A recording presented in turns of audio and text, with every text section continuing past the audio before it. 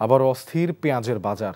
দেশের অন্যতম পাইকারি বাজার চট্টগ্রামের খাতুনগঞ্জে সর্বোচ্চ ১০০ টাকায় প্রতি কেজি পেঁয়াজ বিক্রি হচ্ছে। খুচরা বাজারে বিক্রি হচ্ছে ১২০ থেকে ১২৫ টাকা কেজি দরে। চট্টগ্রাম থেকে আরিচ আহমেদের পাঠানো রিপোর্ট, ক্যামেরায় এনামুল হক। হঠাৎ করেই বেড়েছে পেঁয়াজের ঝাঁজ। রান্নার অন্যতম অনুষঙ্গ এ পণ্যটি হু হু করে বাড়ায় নাভিশ্বাস উঠেছে সাধারণ ক্রেতাদের।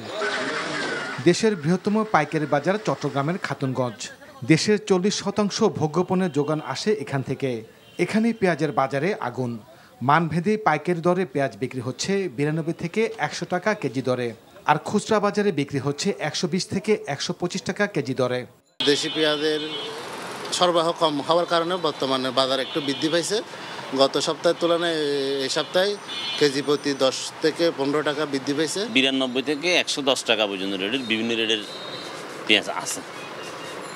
আর দেশে বর্তমান কিন্তু বাজারেও দেখতেছি মোটামুটি অনেক মাল আছে, কিন্তু ওই বাজারে যেখানে দেশি পেঁয়াজের যেখানে মোকাম, ওদের গ্রামগুলো যেখানে আপনার ফরিদপুর, পাবনা, ওখানে সরকার যদি একটু মনিটরিং করে তাহলে বাজারটা কিন্তু একটু স্থিতিশীল রাখা যেতে পারে।